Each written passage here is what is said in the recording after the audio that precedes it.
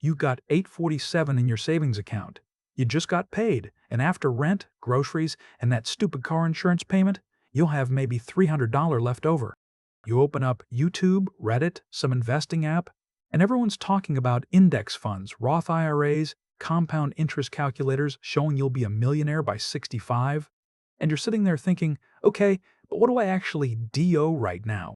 With this 300, here's the thing. Nobody talks about this phase.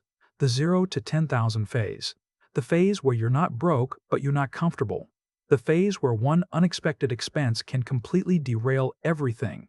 And it's the most important phase of your entire financial life. My name is Noah, and I spend way too much time thinking about investing and its risk.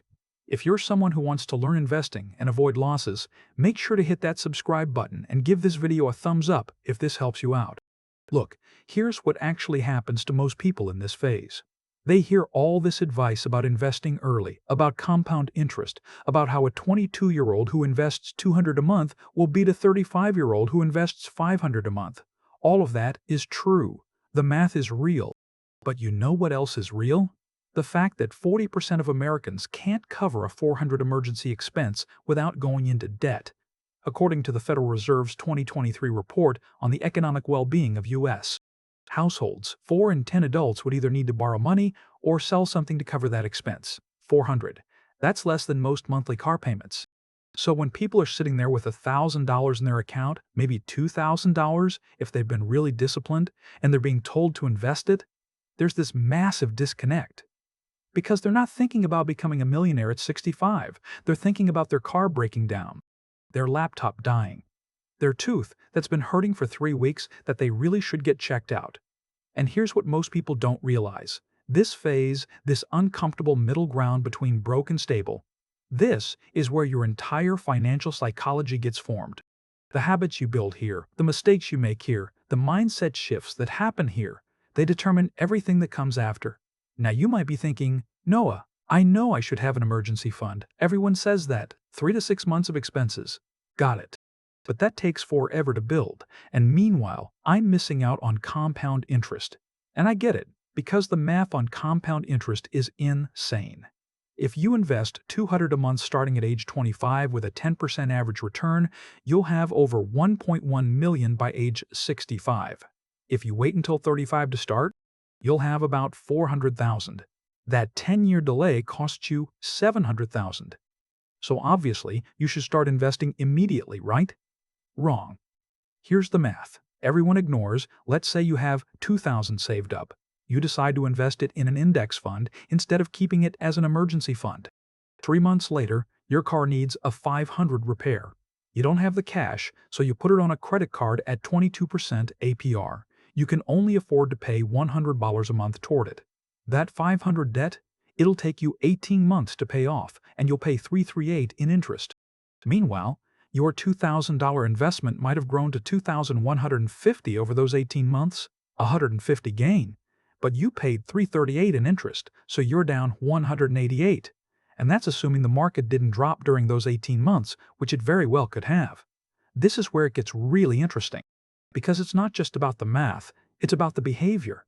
When you're living paycheck to paycheck, or close to it, and something unexpected happens, you don't make rational decisions, you make survival decisions.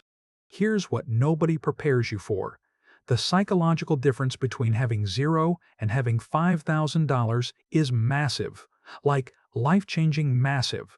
But the difference between $5,000 and $50,000, it's way smaller than you think. I'll explain. When you have 0 savings, you live in what I call emergency mode. Every financial decision is made from a place of fear. You're one bad day away from a crisis. Your car makes a weird noise and your heart rate spikes. You get a text from your landlord and you panic before you even read it.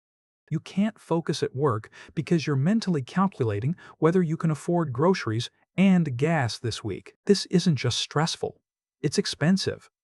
A study from the Journal of Financial Therapy found that financial stress reduces cognitive function by about 13 IQ points. That's equivalent to losing a night's sleep. When you're in this state, you make worse decisions across the board. You forget to cancel subscriptions. You don't have the mental bandwidth to compare prices. You miss payment deadlines because you're so overwhelmed. All of these mistakes cost money, which keeps you stuck in the cycle. But when you hit that first 5,000, everything changes. Not because you're rich, you're not, but because you've broken out of emergency mode. That weird car noise? Still annoying, but you can handle it. Unexpected medical bill? Frustrating, but not life-ending. You can suddenly think clearly again, make better decisions, plan ahead instead of just reacting. And here's the kicker. Once you have that foundation, once you're out of emergency mode, that's when investing actually makes sense. Because now, you can handle volatility. The market drops 20%? Who cares? You're not touching that money for 30 years. Your stocks are down? Doesn't matter, you've got your emergency fund. But if you invest before you build that foundation, every market dip becomes a crisis. You'll panic sell. You'll need the money at exactly the wrong time. You'll make every classic investing mistake because you're still in survival mode. So here's what you actually need to do in the 0 to 10,000 phase. And this is going to sound boring, but I promise it's the fastest path to real wealth.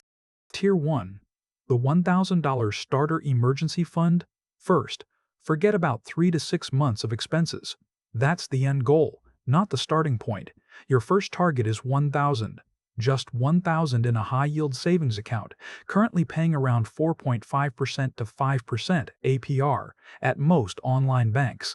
Noah, $1,000 isn't enough for a real emergency. You're right, it's not, but it's enough for most emergencies. Car repair, usually under $1,000. Urgent care visit, covered. Phone breaks, covered. This single $1,000 gets you out of the charge it to a credit card in panic. Cycle for about 80% of unexpected expenses. And look, if you're starting from zero, saving $1,000 might seem impossible. But here's the thing, it's about intensity, not time. If you can save $50 a week, that's $1,000 in 5 months. $100 a week? 10 weeks. Can you do a side gig for 2 months? Sell stuff you don't use? Cut every non-essential expense for 90 days? This is where you need to get a little crazy. Because every week you spend without this buffer is a week you're one emergency away from debt. And debt is the enemy in this phase. It's financial quicksand. Tier 2, the interest rate, arbitrage. Now once you have that 1,000, here's where conventional advice fails you again. Everyone says, pay off all debt before investing. And if you've got credit card debt at 22% APR, yes, absolutely, pay that off. That's a guaranteed 22% return, which beats any investment. But what if you've got a car loan at 4% interest, or student loans at 5%? This is where it gets nuanced. Your high-yield savings account is paying about 4.5% right now. Your debt is costing you 4.5%. The math is nearly a wash. So here's what you do. Keep building that emergency fund to 3 months of expenses, while paying minimums on low-interest debt. But Noah, shouldn't I just pay off the debt and be debt-free?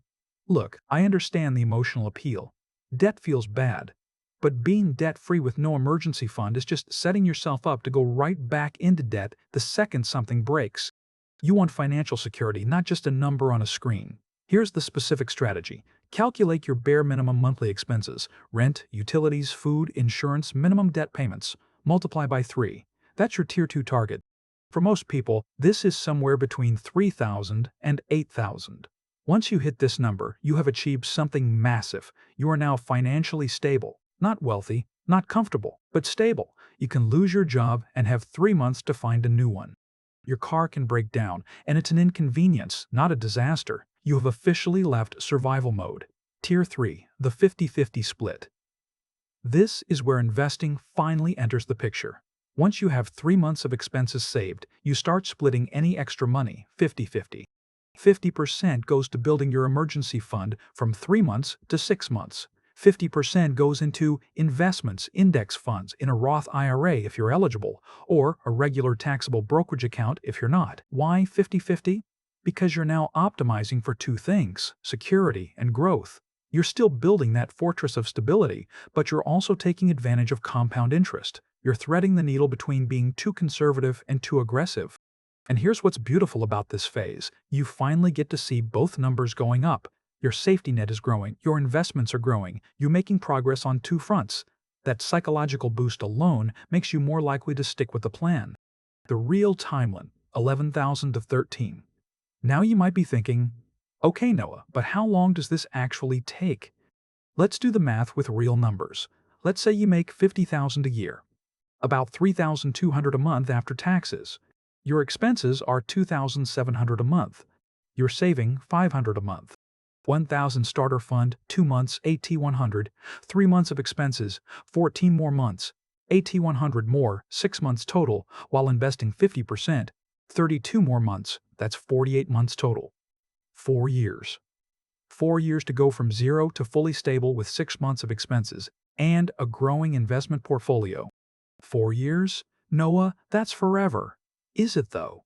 Let me ask you this. What's your plan right now? Keep living paycheck to paycheck? Keep hoping nothing bad happens?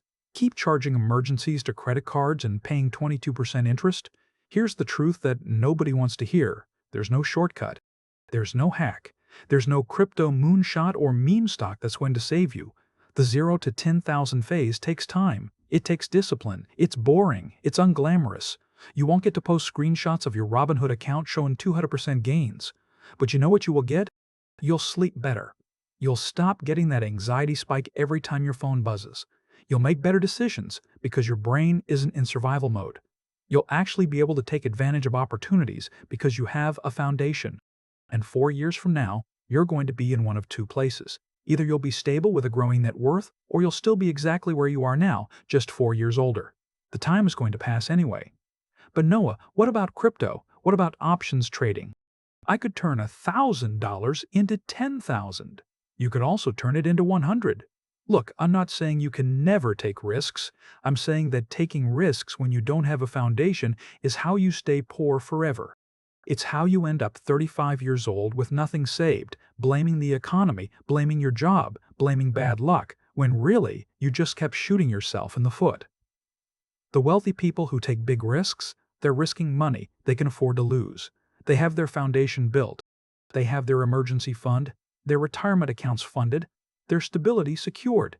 Then they take calculated risks with excess capital. What about inflation? My money in savings is losing value.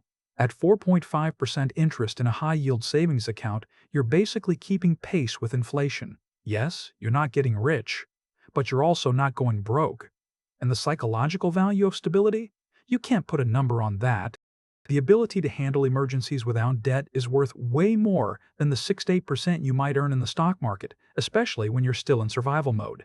All right, here's exactly what you do tonight. Not tomorrow, not next week. Tonight. Step 1. Calculate your bare minimum monthly expenses. Rent, utilities, food, insurance, minimum debt payments. Write it down. Step 2. Open a high-yield savings account if you don't have one. Ally, Marcus by Goldman Sachs, Capital One 360, any of these work. This should take 10 minutes. Step 3. Set up an automatic transfer from your checking account to this savings account. Start with whatever you can, 25 a week, 50 a week, 100 a week, 100 a week. The amount matters less than the automation. You want this to happen without you thinking about it. Step 4. Delete your investment apps for now.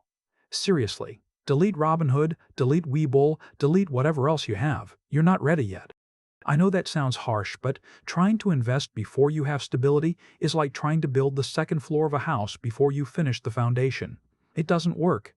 Step 5. Create a simple tracking system. I use a spreadsheet with 2 numbers, emergency fund balance and target amount. Every week I update it. Watching that number grow is incredibly motivating. That's it. 5 steps. You can do all of this in the next hour. Look, here's the thing about the other to 10,000 phase. It's not sexy. It's not going to get you featured on some finance influencer's How I Made My First Million video. There's no viral moment, no massive win, just steady, boring, consistent progress. But you know what is sexy? Not panicking when your car breaks down, not losing sleep over a $500 unexpected bill. Having the mental space to actually think about your future instead of just surviving your present, being able to say yes to opportunities because you have stability. That's what this phase gives you. The wealthiest people I know didn't get there by chasing get-rich-quick schemes when they were broke. They got there by building an unshakable foundation first, then taking calculated risks from a position of strength. You're not too late. You're not too far behind. you're exactly where you need to be, which is ready to start. So, close this video, open that savings account, and make that first transfer. Start the process. 4 years from now, you'll thank yourself. If this video helped you, hit that like button and subscribe for more realistic, no BS financial advice. Drop a comment and let me know where you are in this phase. I read every single one. Now go build your foundation. I'll see you in the next video.